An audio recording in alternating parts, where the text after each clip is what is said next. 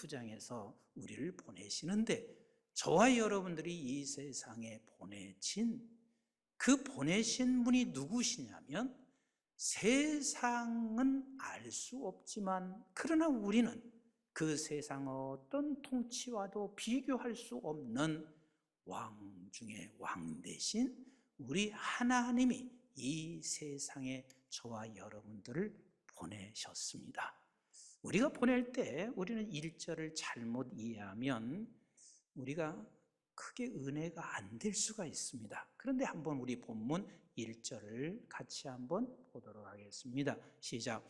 예수께서 12제자를 불러 모으사 모든 귀신을 제하며 병을 고치는 능력과 권위를 주시고 그랬습니다.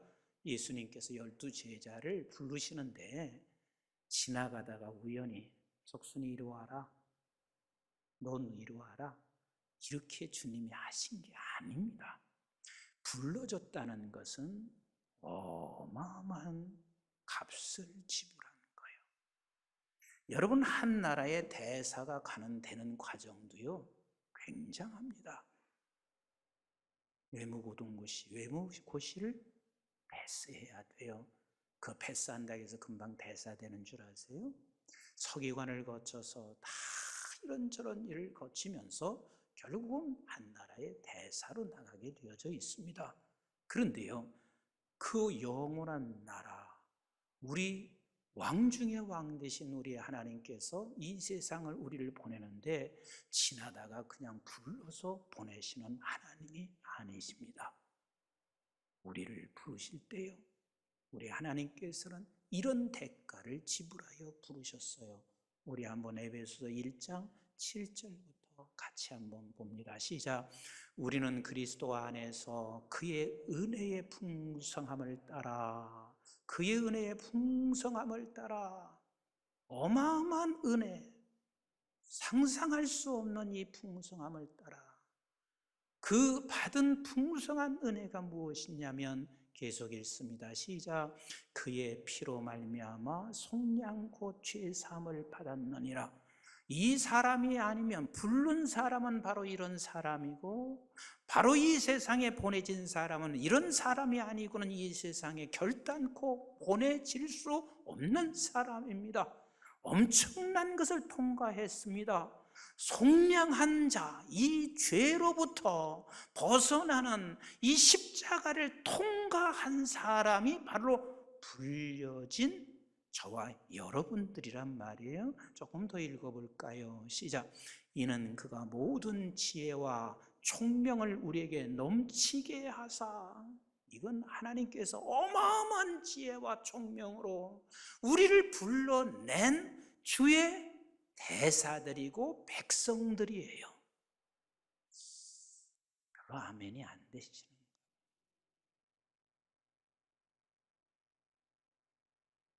세상의 대사는 여러분들이 부러워하는지 모르겠어요. 근데 세상의 대사와 비교할 수 없는 엄청난 분들이 여기에 지금 다 여기에 모이신 거예요.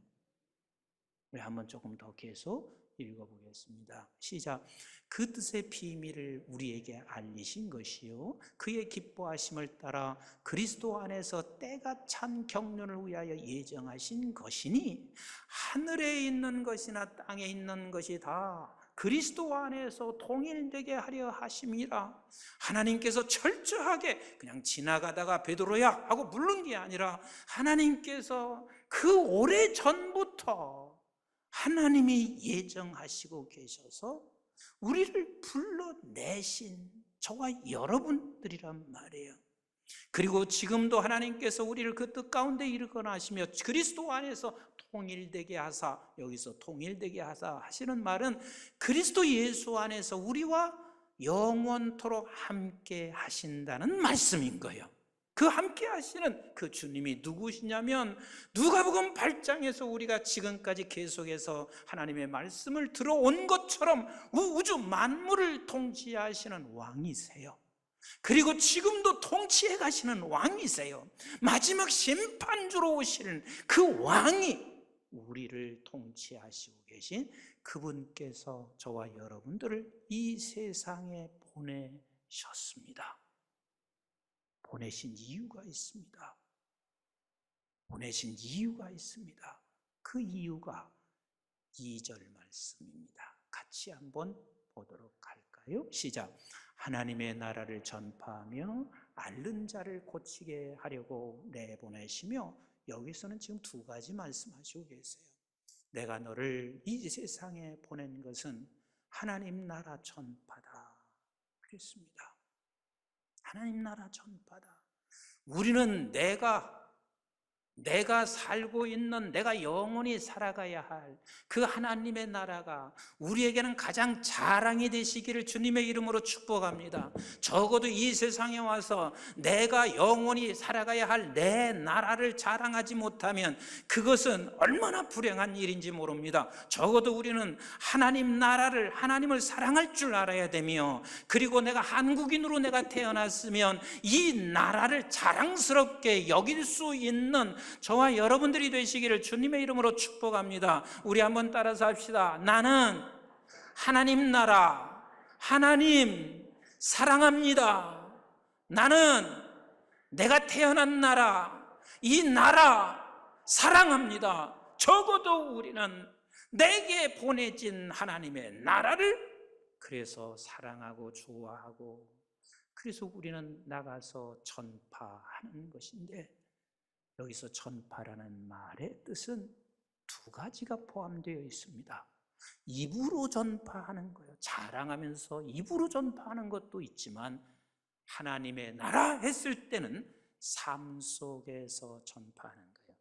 모든 영역 속에서 하나님의 나라는 아버지의 뜻, 아버지의 말씀을 따라 살아감으로 말미암아 삶 속에서 그의 나라를 전파하는 것입니다. 우리 한국의 교인들이 40% 이상이 말씀대로 살면 세상에서 못 산다는 것을 지배적으로 갖고 있다는 거예요. 잘 들으셔야 돼요. 하나님의 말씀대로 살면 세상에서 세상 것으로 잘 살 수도 있고 못 살 수도 있어요. 하나님의 말씀대로 살아도 우리는 세상에서는 아플 수도 있고 건강할 수도 있어요. 그러나 분명한 사실이 있어. 그 분명한 사실이 뭐냐면, 하나님의 말씀대로 살면 반드시 좋은 열매를 맺습니다. 좋은 열매를 맺어요. 그게 누가복음 8장 서두에서 말씀하시고 있는 거예요. 너는 좋은 땅에 좋은 열매를 반드시 맺게 되어 있습니다. 그래서 하나님이 어떤 통치자인 것을 가르쳐 주시고 9장에 와서 그런 통치자가 우리를 이 세상에 보냈단 말이에요. 그래서 우리는 꼭 기억하셔야 할 일은, 내가 모든 영역 속에 어느 곳에 있든지 하나님의 나라 전파자로, 그 목적대로 우리 하나님이 보내셨다. 그래서 하나님의 나라 전파자로 내가 살다 보면 세상이, 사람이 볼 때는 못 살 수도 있고 잘 살 수도 있지만 분명한 사실은 좋은 열매다. 좋은 열매다. 좋은 열매다. 아멘이신가요? 그 좋은 열매가 어떤 것인지는 나는 모를 수도 있어요. 그러나 분명한 사실은 아버지 하나님의 나라가 열매 맺혀지는 좋은 열매를 맺게 되어져 있습니다. 그리고는 두 번째, 치료자라는 거예요. 사람들이 자칫 잘못 생각하면 이럴 수 있어요. 목사님, 아무개 목사님은, 아무개 권사님은 치료 은사를 주셔서 저분은 참 좋겠다. 그런데요, 오늘 성경에서 하나님께서 보내시면서 우리에게 말씀, 모든 사람들이 다 앓는 자를 치료할 수 있는 그 사람들에게 주신 은사가 반드시 있습니다. 여러분, 요즘 앞으로 가면 어떤 병이 더 심각한 병인 줄 아세요? 고독한 병이에요. 일본에서는 암으로 죽는 사람보다 고독해서 죽는 사람이 더 많아요. 심지어는 노인으로 혼자 사시다가 내가 죽었는지, 저분이 죽었는지 아무도 몰라서 한 달, 열흘, 보름 이렇게 그때야 가서 찾는 경우가 많습니다. 이제는 마음의 병, 그리고 우울증 환자, 이런 사람들이요, 이 세상 모두는 다, 우리 한번 같이 합시다. 병들었다. 병들었다. 세상 모두가 다 병들었습니다. 그 병든 세상을 저와 여러분들에게 치료하라고 우리를 이 세상에 보내신 거예요. 치료하라고 보내셨단 말이에요. 가끔 어떤 경우는 이런 경우가 있을 수 있습니다. 목사님, 우리 목장은요, 왜 다 이렇게 어려운 사람만 있어요? 나 좀 딴 데 목장으로 가게 해주세요. 이루실 수 있어요. 그런데 하나님께서는요, 다른 목장 가도 여전히 병들어 있어요. 그 병들어 있는 사람을 나를 통해서 치료하라고 하나님께서 우리를 보내신 거예요. 그래서 때로는 우리가 상처를 받아. 그럼 상처를 받는 것이, 여러분들은 상처받았다고만 생각하지만 상처받은 치유자라는 이야기 못 들으셨어요? 정말 저 사람을 치유하려면 내가 상처받지 않고는 저 사람을 치유할 수 없어요. 누군가를 이해하기 위해서는 그 사람 살갗 속에 들어가야 돼요. 근데 누군가를 이해하기 위해서 살갗 속에 들어가는 것은, 하나님께서는 우리에게 성령을 보내서 그를 이해하게도 하시지만, 하나님께서 우리가 상처를 통해서, 이 경험을 통해서 그것을 이해하게 하는 거예요. 그래서 우리는 누군가가 이 세상 속에 살면서 보내진 자에게는 누군가를 책임짐으로 말미암아 내가 존재하는 거예요. 이게 보내진 저와 여러분들이란 말이에요. 그래서 가면 갈수록 우리를 지금 요구하고 있단 말이에요. 교회도 마찬가지요. 교단도 다 마찬가지요. 이 교단 가면 좋은 줄 아세요? 저 교단 가면 좋은 줄 아세요? 이 교회 가면 좋은 줄 아세요? 저 교회 가면 좋은 줄 아세요? 다 병들었어요. 다 병들어 있어요. 그럼 우리 한국중앙교회는 어느 곳에 있든지 우리는 치료를 하는 교회로, 한국의 중앙교회로 세우신 거예요. 그래서 교단에 속하든 아니면 세상에 속하든 어느 곳에 있든지 우리 교회를 통해서 치료를 받기를 원하시는 우리 하나님이세요. 아멘이신가요? 그래서 우리는 떠나는 게 아니에요.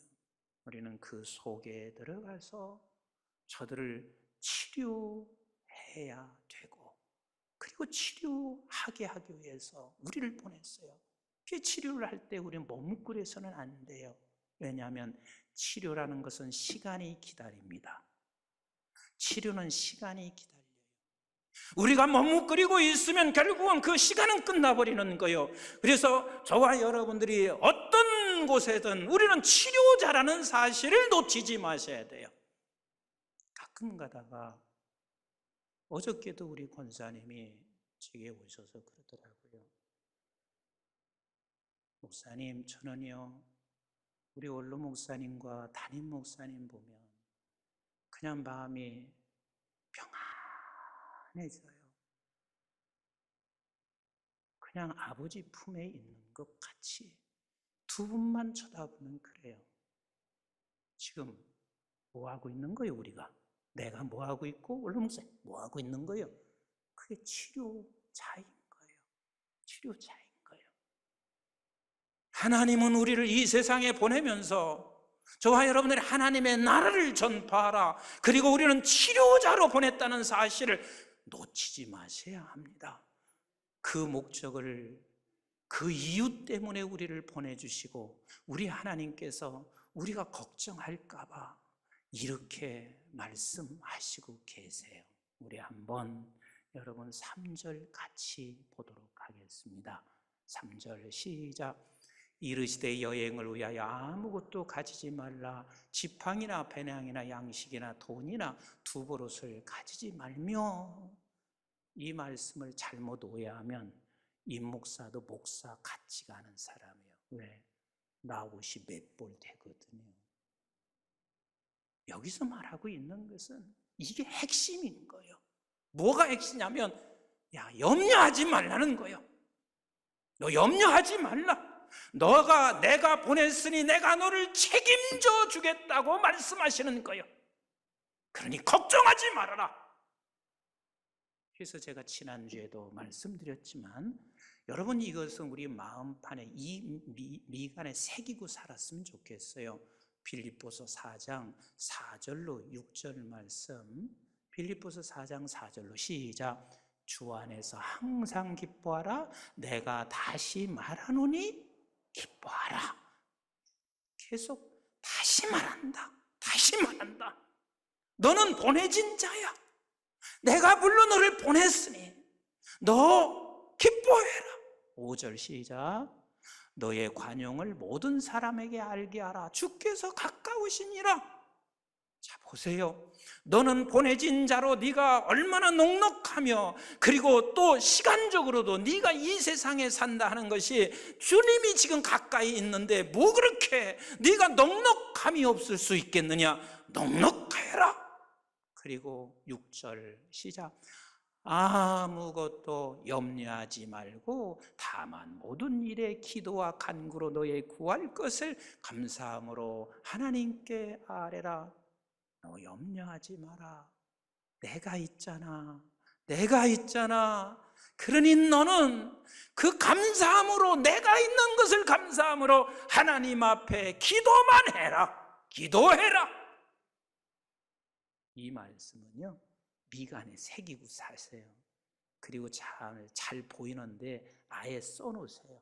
여자분들께서는 제일 잘 있는 거, 조금 이것도 여자 편향은 아니니까 부엌 앞에다가 써놓으세요. 그럼 여자만 보라는 게 아니라 요즘은 남자들이 부엌에 가니까 남자들도 보고, 그래서 그릇을 들게 돼 있어요. 그냥 아예 잘 보이는 곳에, 화장실에 그냥 써놓고, 우리는 이 세상에 보내진 자로 그리 사셔야만 됩니다. 자, 그리고 보세요. 그 다음 구절 4절을 한번 보겠어요. 본문 4절 말씀 시작. 어느 집에 들어가든지 거기서 머물다가 거기서 떠나라. 하나님께서 참 멋있어요. 우리를 보내시고 하시는 말씀이 너 거기서 오래 머물지 마. 떠나. 사람이 내일 일이 걱정이 돼서 거기서 머물고 싶고, 그리고 또한 너무 좋아서 거기서 머물고 싶고, 이게 모든 사람들의 생각이요. 그런데 너는 거기서 머물지 말고 반드시 떠나라. 저는 우리 교회 같은 교회가 정말 없다고 그렇게 자랑하고 다녀요.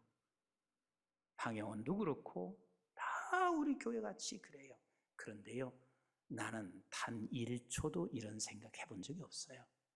나는 여기서 영원히 머물러야지. 생각 안 해요. 왜냐하면 그럴 곳은 아니란 말이에요. 내가 하나님께서 사명이 있는 난 여기서 머물다가 우리는 이제 가야 할 곳으로 가는 것인데, 우리는 그곳이 머물 곳은 아니란 말이에요. 우리 하나님이 우리를 보내놓으시고 너 거기서 영원히 머물 곳은 아니야. 그래, 너는 떠나. 이렇게 말씀하시고 계신 우리 하나님이세요. 우리 젊음이 머물러집니까?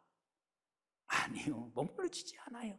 결국은 우리는 다 우리의 젊음도 떠나요. 우리의 모든 인생이 다 떠나가는 거요. 그러니 너는 거기에 목매이면서 머물리려고 하지 말아라. 그리고 하시는 말씀이 6절에 이렇게 5절에 이렇게 말씀하세요. 시작. 누구든지 너희를 영접하지 아니하거든 그 성에서 떠날 때에 너희 발에서 먼지를 떨어버려 그들에게 증거를 삼으라 하시니 그랬습니다. 너무 좋아서 머무르고 싶은 곳도 있지만 나를 환영하지 못하고 나를 배척하여 내가 떠날 때가 있습니다. 그런 때 반드시 하나님께서 주님이 말씀하시기를 너 먼지를 떨어버리고 오라. 이 먼지를 떨어버리고 오라는 말이 무슨 소리인 줄 아세요? 누군가가 나를 영접하지 않고 환영하지 않고 나를 배척하게 되면 우리는 가슴 안에 상처가 되고, 그리고 그 사람을 원망할 수밖에 없는 우리의 삶이에요. 근데 먼지를 떨어버리라는 말은 그것을 떨어버리라. 여러분, 사도행전 13장에 안디옥 교회가 바울과 바나바가 없으면 그 교회가 존재가 불가능할 만큼 중요한 그런 안디옥 교회예요. 나는 우리 교회가 좀 그 수준에 왔으면 하는 게 제 바람이에요. 한번 생각해 보세요. 담임 목사님하고 원로 목사님하고 선교사로 보냈어요. 금방 모든 사람들이 어찌 생각할까요? 아유, 큰일 났다.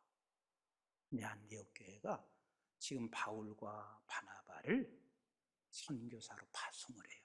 그래서 각 섬마다 그 주변을 다 다니면서 하나님 나라를 전파하고 그렇게 하는데, 거기서 많은 이사와 기적들이 일어납니다. 어마어마한 이사와 기적들이 일어나요. 그러면 이사와 기적이 일어나면 모든 사람들이 다 환영했냐? 바울과 바나바를 환영했냐? 그렇지 않았습니다. 이사와 기적이 일어나면 또 다른 곳에서는 바울과 바나바를 향해서 가슴에 못을 박는 사람들이 언제나 존재했어요. 언제나 존재했어요. 그런데 떠날 때 어떻게 떠났는지 한번 보세요. 사도행전 13장 48절부터 시작. 이방인들이 듣고 기뻐하여 하나님의 말씀을 찬송하며 영생을 주시기로 작정된 자는 다 믿더라. 이렇게 하나님의 말씀을 들으면서 저들이 이렇게 영접하고 너무 기뻤습니다. 이런 데는 더 오래 있고 싶잖아요. 근데 그러지 말래요. 너무 편해도 거기에 오래 머물러 있지 말고. 그런데 그 반면에 또 이런 사람이 있어요.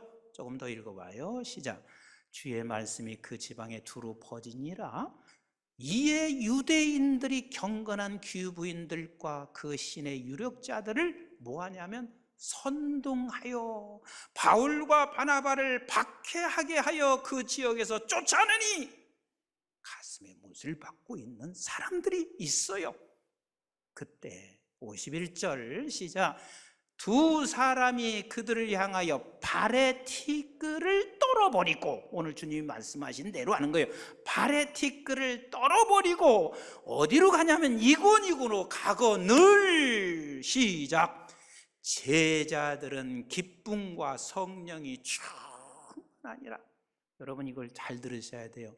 성령이 충만해서 내게 이 발의 티끌을 떨어버릴 수 있기도 하지만, 믿음으로 내가 하나님이 말씀하신 것을 믿음으로 이 발의 티끌을 떨어버리는 거예요. 나에게 상처 준 것을 내가 믿음으로 떨어버렸더니 어떤 일이 일어나냐면 기쁨과 성령으로 충만해졌습니다. 그러면 그 바울과 바나바에게 핍박하고 그를 쫓아내고 선동한 사람이 기억이 날까요, 안 날까요?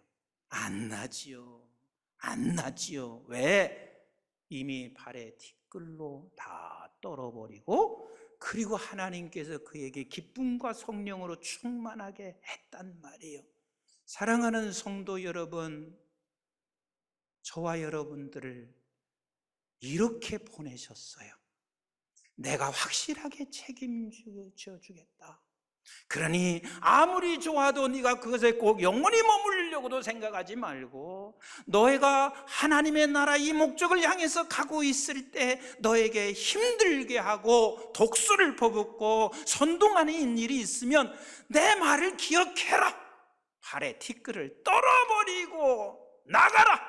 이 말은 발로 차고 나가라는 말이 아니라 그 말, 억울한 것들을 떨어버려라. 내가 너에게 기쁨과 성령으로 충만하게 하심을 말씀하시고 계십니다. 그리고 난 후에 헤롯 이야기가 나오고 있습니다. 사랑하는 성도 여러분, 이 세상은 헤롯이 통치하는 세상이에요. 그런데 이 헤롯의 통치 속에서 보냄받은 자가, 하나님의 보냄받은 자가 이렇게 담대하게 목적을 가지고 살아가게 될 때, 따라서 합시다. 세상이 세상이 두려워하더라.